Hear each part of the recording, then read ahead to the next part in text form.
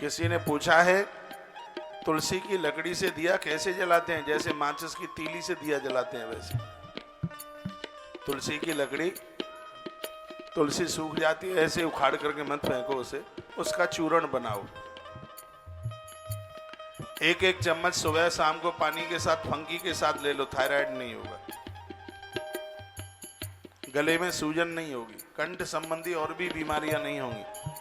तुलसी की लकड़ी होती है ना, उसका चूर्ण फायदा करेगा। उसकी लकड़ी से आप जो भी दिया जलाते हैं, पद्म पुराणांतर्गत वर्णन है कि दीपक जलाने में तुलसी की लकड़ी को प्रयोग किया जाता है तो एक दिया 10,000 दिए के बराबर होता है। माचिस की तीली से पहले तुलसी की लकड़ी जलाइए और उस लकड़ी से दीपक जलाइए। आपने पूछा है, मैंने जवाब दिया है।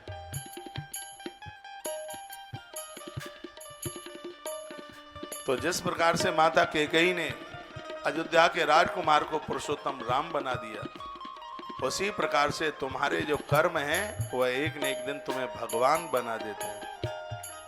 अच्छे लोगों को हम ईश्वर समझकर पूजते हैं, वो आदमी की पूजा नहीं है। वही आदमी उल्टा पुल्टा काम करे तो जहां गले में माला डाली जाती है उस गले में जूतों की माला पहनाने में भी देर नहीं लगती।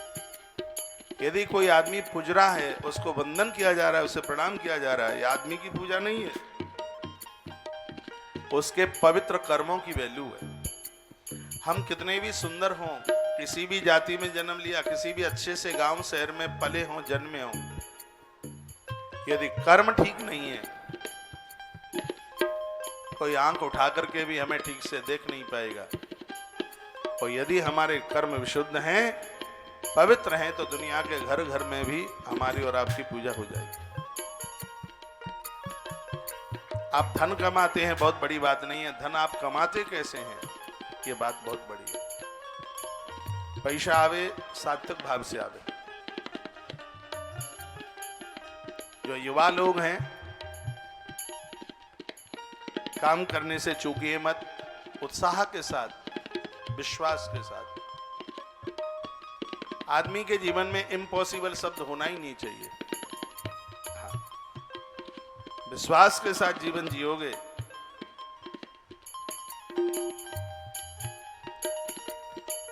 आपके रास्ते प्रकृति खोल दे।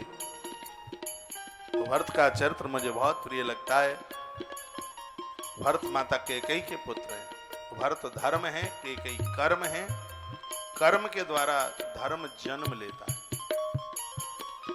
इसलिए हमारे कर्म बहुत विशुद्ध होने चाहिए, बहुत पवित्र होने चाहिए। आपके बच्चे जॉब खोजने के लिए, नौकरी खोजने के लिए चले, तनख्वाह कितनी मिले ये बाद की बात है, काम कैसा मिलता है ये पहले देखें, बहुत बड़ी बात है।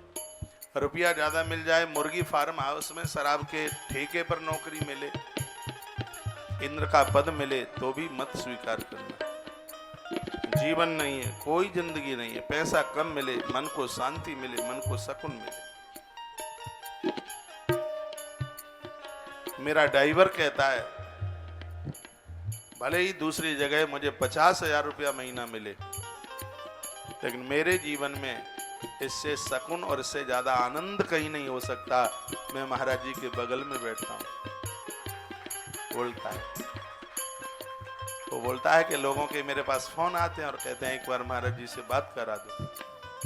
तब मैं अपने भाग्य की सराहना करता हूं कि मैं कितना बड़भागी हूं। लोग उनको मिलने के लिए लाइन में खड़े होते हैं और मैं हर समय उनके बगल में बैठा हुआ होता हूं, स्टीयरिंग पकड़ते हुए।